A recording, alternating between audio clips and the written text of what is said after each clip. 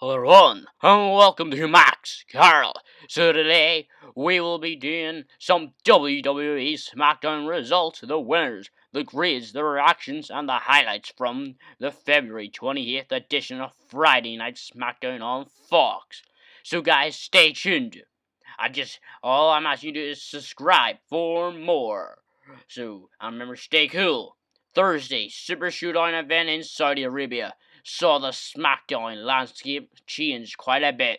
Not only the Miz and John Morrison are the new SmackDown Tag Team Champions, but Goldberg defeated Bray Wyatt to become the Universal Champion. The 53-year-old Hall of Famer had to employ a few spears and a jackhammer before he was able to put away the Fiend for the pin.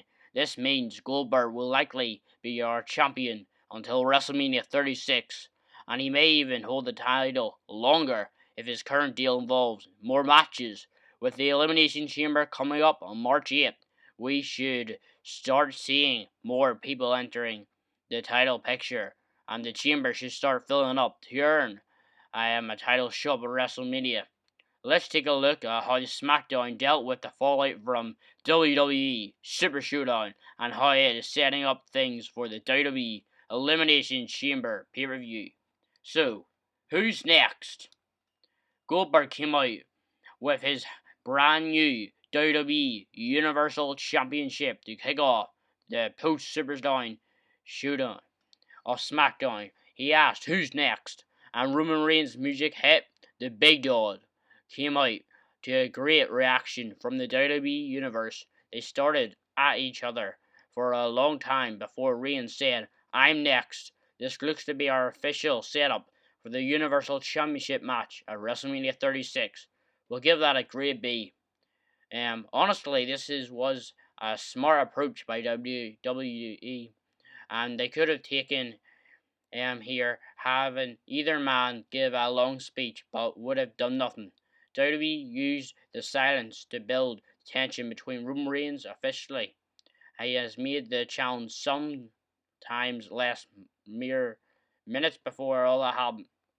And the next bit we're going on to, which is the lovable Bayley and Sasha Banks versus Naomi and Lacey Evans. The WWE Super ShowDown opponents met for another match, but before it could start, Bayley grabbed the microphone and said she shouldn't even have to compete because she has now made history last night. She said that she was there to introduce the future award-winning artist and introduce Sasha Banks, the boss, and had been out with an ankle injury and recorded an album during her time off. As Naomi started the Banks, Bayley attacked her from behind. Banks attacked Naomi.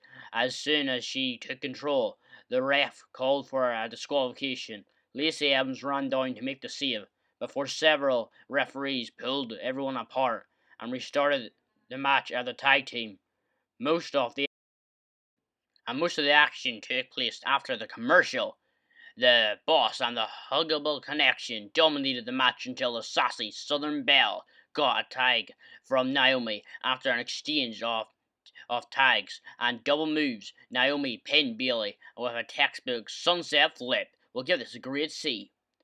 This didn't feel like the most effective way to bring back into the fold, but she has so many returns from an injury that WWE is probably running out of options. Bayley, this was a strong segment. She hadn't always clicked as a heel, but her promo tonight and her facial expressions really sold her evil persona. The match itself was fine, but Lacey Evans had a few close calls that made it look like a sloppy at different points of the match, but her Banks's loose return also was a weird booking choice. We'll get on to the next bit, which is between Kofi Kingston and Robert Roode.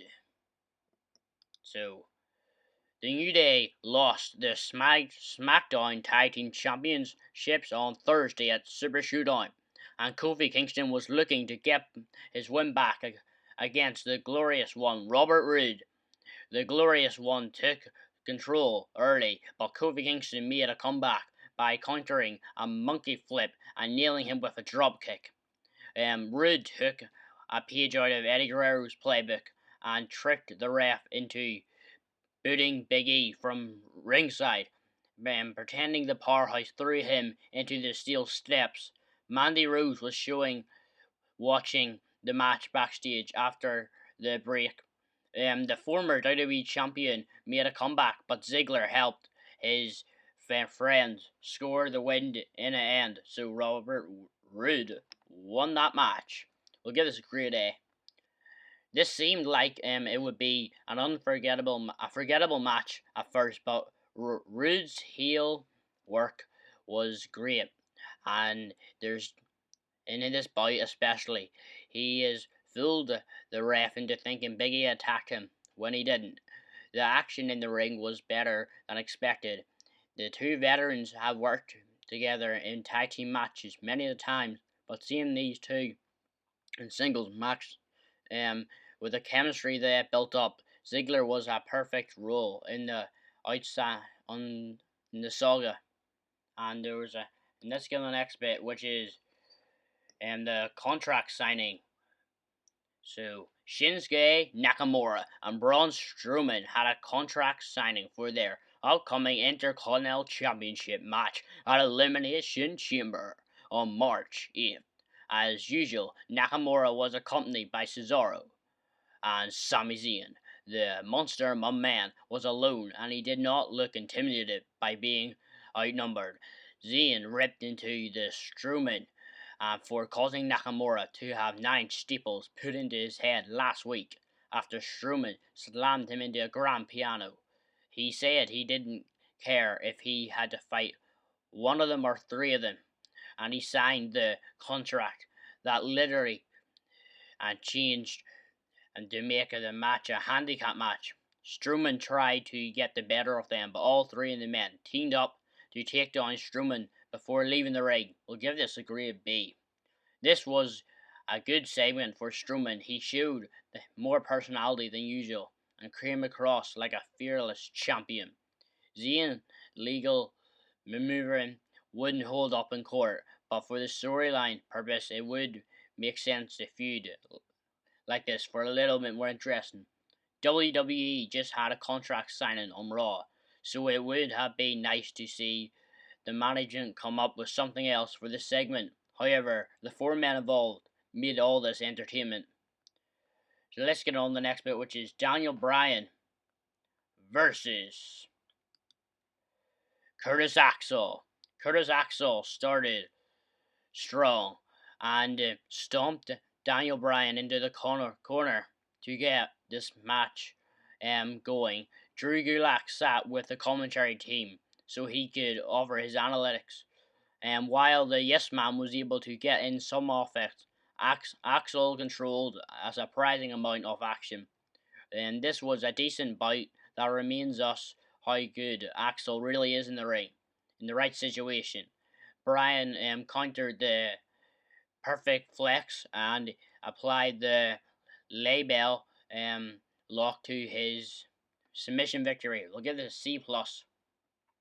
If WWE doesn't give us Drew Gulak versus Bryan soon, then what the point of any of this? Anyone who watches 205 Live knows that Drew Gulak is right up there with Bryan and one of the best technicians in the company.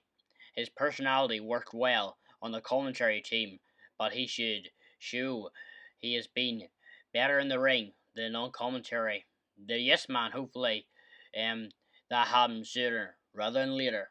At least Heath Slater is no longer involved in the storyline. We can only watch him lose so many times. Let's get on to the next bit, which is the Usos versus Miz and Morrison.